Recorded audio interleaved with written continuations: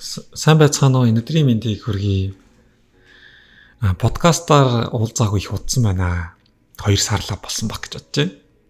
Энэ хугацаанд бас янз янзын зүйл амжууллаа. Хувийн ажил их байлаа. Тэгээ хийсэн бүтээсэн зүйлсүүдийн тухай нэг подкаст дахиж оруулнаа. Та бүхэн хүлээж байгаарай. Дахиад мөн подкаст ингэ таслахгүй гэдгийг амлаж байна. Бас уучлаарай.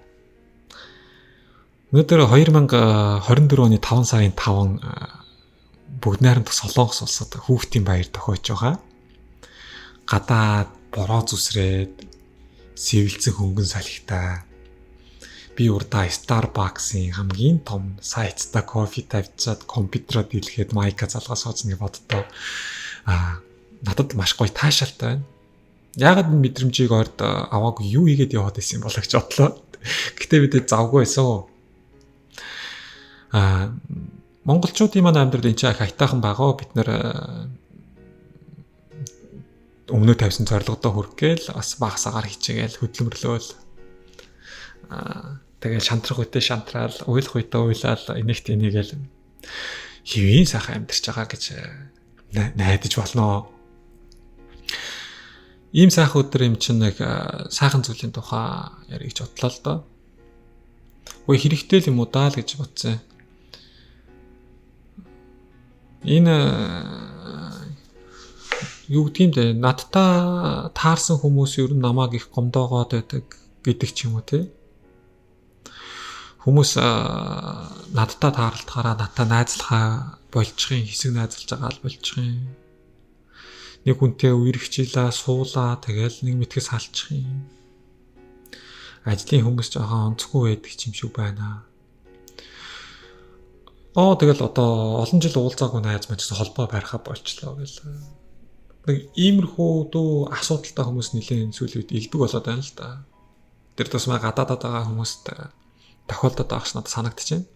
Миний туршлагаар ч гэсэн харахаар тийм зүйлсүүд ер нь тохиолддог болов хүмүүст гэж харагдаад байна. Тэгээд сэтгэл татан бус болцсон болов гэд надаас асуудаг юм л да.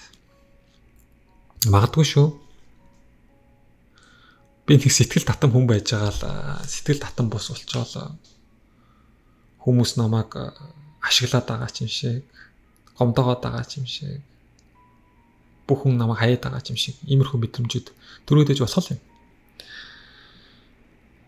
Үнийг тайлбарлахаас өмнө нэг зүйл байд юм л да. Нийгмийн шинжлэх ухаанд болвол хагархаа цонхны онол гэдэг нэг онол байдаг. Сэтгэл судлалд бас үүнийг авч хэрэгэлдэг л. Хагархаа цонхны онол гэдгийг одоо хэвтэйг нь тайлбарлах гэж оролдъё. Нэг 100 цонхтой байшин ч юм уу барилга байна гэдээ хэлээд төсөөлөх тий. Тэндээс одоо нэг 10 ч юм уу та хагархаа бай.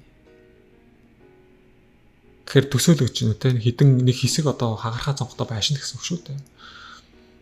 Тэгэхээр хажуугаар зурж байгаа хүмүүс тэр хагархаа цонхнуудыг хараад шиллэх, цонхлох гэж оролддоггүй, харин ч бусдад нэмж хаглая гэж боддог. Тэгээд чулуу нүүлгээл хаглаачдаг л дээ. Өөрөөр хэлэх юм бол нийгмийн амьдралд ч юм уу гудамж талбайд юу хаач адилхан ийм одоо эмх замбраагүй, онгорхоо, цоорхоо, тэ нөхөөстөө хагарсан, сэтэрсэн ийм одоо 100 задгаа тэ байдал байх юм бол түүнийг засъя, сайжруулъя, сэлбий гэхээс илүүтэйгээр нэмээд одоо сүйтгэе гэдэг ийм хандлага хүмүүсээс гардаг гэсэн үг. Орчны нэлээд автдаг гэсэн үг л дээ. Сэтгэл судлал тэгээд энэ ямар холбоотой, ямар хамаатай гэхээр бидний сэтгэл заримдаа болсон үйл явдлуудаас шалтгаалаад яг энэ тэнд ийм хагархаатай, цоорхотой, ноорхоо нөхөсдөг гэмтэлтэй болцсон байдаг л дээ. Мэдээж харагдахгүй учраас. Гэхдээ энэ маань харилцаж байгаа хүнд мэдрэгддэг. Нэг ясантаа нэг өнгөөр төсөөлөх гэж хэдүүлээ оролдъё л та. Одоо нэг хэртэй жаахан буртагтай, халтар сэтгэлтэй байна гэж боддог. Халтар сэтгэлтэй. За, яагаад тэгээд тийм халтар сэтгэлтэй, тийм хэр буртагтай байна гэхээр зэрэг мэдээж л яах вэ? Сэтгэл зүйн хэрэгцээгээ хангаагүй, сэтгэл зүйн асуудлаа шийдэж чадахгүй яваад байсан. Олон жил одоо хураасан одоо гомдолтой, тэртэй, мөн стрессээ бол бууруулж чаддаггүй, уцаартаа ч гэх юм уу. Тэр зүйлсүүдийг бас сэтгэлдээ тээж явсаар хагаад одоо ийм хэр буртагтай хагархаа норхотоо сэтгэлтэй болчихж л. Ингэж явж байгаад нэг бүсгүйтэй залуутай ч юм уу танилцлаа. За эсвэл нэг хамт олонд орлоо, найз нөхдөдөө боллоо. Энэ маань юу гэж байгаа гэхээр зэрэг би сэтгэлийн хаалгаа хэнийг нээж өгч байгаа гэсэн үг. Шинээр танилцсан хүн болвол би жоохон нөгөө ингээд шинжлэх ухааны нэр томьёоноос жоохон зайлсхийгээ тайлбарлаж байгаа шүү. Зүгээр ингээд жоохон бүдүүн томьёор.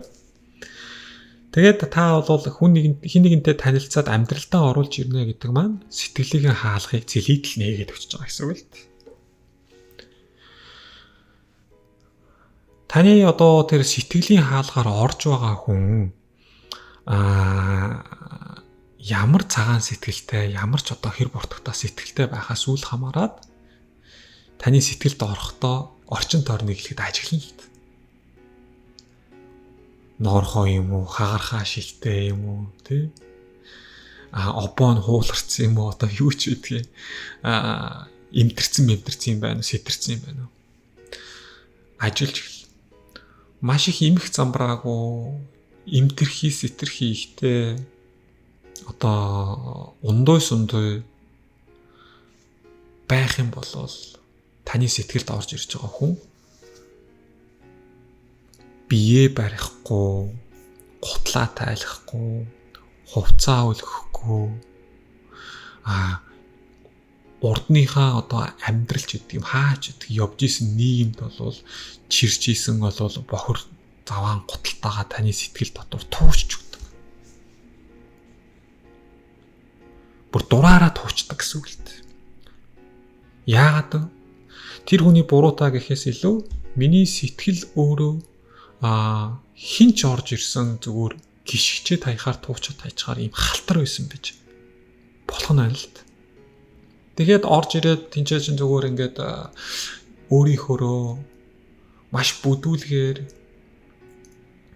сэтгэл дотор чинь байж байгаад гар авчиж хаалгаж тасаад. Бараг л одоо нөгөө хаалга нь бараг ингээд санчсан зүйл байж байгаа шүү дээ. Дараагийн хүн орж ирнэ. Дахиад тэр хүний одоо бүснүүлсэн, сарниулсан, эвдсэн одоо энэ орчинд орж ирдэг. Сайхан сэтгэлтэй хүн байх юм бол эхнээс нь ахуулаад ноорхог ноёол цэвэрлээл угаагаал арчлал иймэрхүү орлогууд хийх нь л дээ. Гэхдээ хитрхи их тэдгэр зүйлс байх юм бол залхаж эхэлдэг. Бушуухан дахиад нэмж сүйтгэхэд болий зүгээр гараад. Ингээ гараа явдаг байх нь л дээ. Тэгэхээр надаас ингээд миний амьдралд хин нэгэн орж ирээд харилцаа үүсгчээд тогтургүй байгаа, тогтохгүй гараад яваад байгаа нь бол миний сэтгэлийн орчин маань өөрөө нэлээд болвол тухгүй хүмүүсийг бол парайтл одоо туучаад шавхатаа хутлаараа туучхад энэ бололцоог олгосон юм заваан байдалтай байдаг гэж болох нэ гэж бодох хэрэгтэй. Үүний яагаад би нэг гоё сэдв гэж ярьсны юм яриад байгаа гэж боддог баг. Одоо гоё.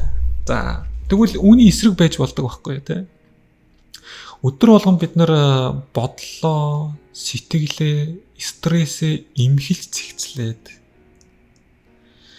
тээж явдаг зүйлсүүдээс зармыг гаргаж хаяад арчаад зүлгээд зарим одоо дурсамж, стресстэй бодлуудаас салаад сэтгэлээ угаагаа тавьдны дараа таны сэтгэлд нэг хүн орж ирэх гэж бодъё л дээ. Яг адилхан шүү дээ. Тэр хүн орж ирээл цэвэрхэн айлд орох ямар байдаг л бид нар. цэмцээсэн цэвэрхэн эмх зэгцтэй айлд орохлоор зэрэг бид нар чинь баг гэрт нь ороогоо ижил гутлаа тайлаад тэгэл баг өглмийн дээрээ гүүгээл цэмцэгнээд нэг сандал дээр очиж суугаад биеэ барьж суугаад хойшоо сандлын одоо налуур энэ төр бол налахгүй шүү дээ. Бараг л өнцөгдөж суугаад аяга хоёр гардаж бараал хоолоо идэж цаахан ус нутаараа босч аяга угаагаал цэвэр цэмцгэр байдагтай яг адилхан. Сэтгэлээ цэмцэлэгдсэн болоод сэтгэлд орж ирж байгаа хүн цэв цэвэрхэн гутлаа тайлж орж ирээд цав цагаан оймстой таны сэтгэл дотор туучаал. Цэмцэтэл суугаал. Өөрийнхөө тарьсан одоо хогч гэдэг юм уу? Тим зүйлсүүдийг тэр дооронд цэвэрлээд ойлголцоод явдаг. Ийм хүмүүс тэгэхээр байн тааралдна гэсэн үг л дээ. Өөрийн сэтгэлийг дотоод сэтгэлийг ингээд цэмцээлгээд цэвэрлээ тавьчих юм бол надтай миний амьдралд орж ирж байгаа хүн бүрл цэвэр цэмцэг харилцсан. Ажлын харилцаа, нийгмийн харилцаа, гэр бүлийн харилцаа, найз нөхдийн харилцаа бүгдээрээ цэвэр цэмцгэр байх бололцоотой байдаг гэж үздэг. Товчхондоо ойлгох гээд байгаа нь бол хагаргаа цонхны онол гэж энэ онол нь одоо нийгмийн шинжилгээ ухаанд хэрэгэлдэг ч гэсэн сэтгэл судлаачид бол энэ онолыг сэтгэл зүйдээр татаж авчираад иймэрхүү байдлаар хэрэгжилж болтго юм аа л гэж. Одоо нэг эргэцүүлээд хэдүүл харъя л та тий. Яг одоо миний сэтгэл санаа хэр буртагтай байна уу? Цэвэр цэмцгэр байна уу? Арчиж толдох юм, арчиж тослох юм юу вэ? Угаах зүлгэх юм юу вэ? Юм байна уу байхгүй? Нэг мэдэгдээд тэ. Шинэ ажилд орох гэж байгаа бол шинэ хүнтэй дотносох гэж байгаа бол ямар нэгэн шинэ амьдралыг эхлэж байгаа бол шинэ газар очих гэж байгаа. Бүхий л зүйлийг одоо шинээр эхлэх гэж л байгаа бол түүний өмнө бол сэтгэлийн орчин нөхцөлийг байн гарч зүлгэж байгаа.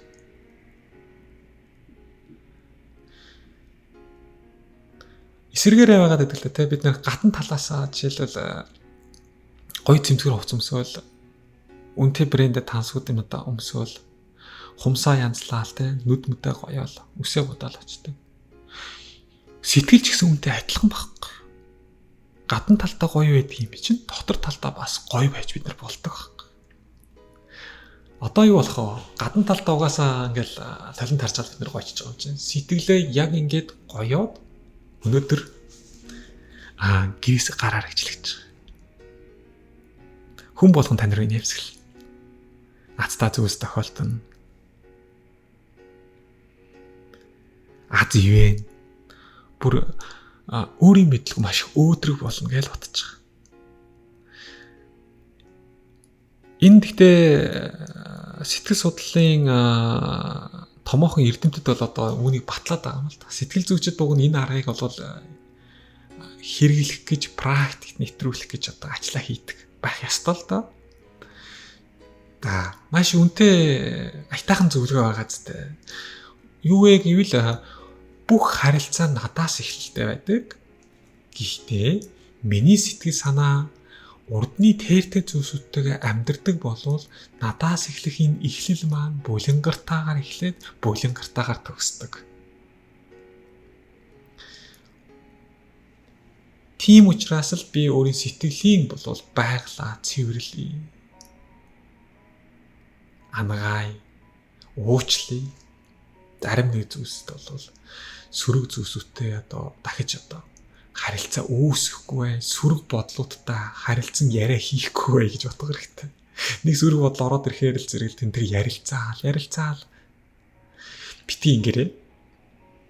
Сөрөг бодлыг эерэг бодлоор солих бололцоо байдаггүй л. Ороод ирэг, тэгтээ дүнтэй бити ярилцсан. Ингээд нэг хэд хоног ядаж сар ч юм уу 7 хоног ч юм уу сэтгэлээний цэвэр байлгаад үзээрэй. Үүний талаа танд гайхалтай сайхан зүйлсүүд тохиолдно гэдгийг би танд амлаж байна. Гоё дугаар байгаа ч тий. Удахгүй дараагийн дугаараар ирхэн уулзъя. Юу хийгээд энэ нөхрийн яваад байсан тухай та бүхэнд ярьж өгнө. Өнөөдрийнх нь ажил үйлсэд хамгийн сайхан бүхнийг хүсье. Баяр таа.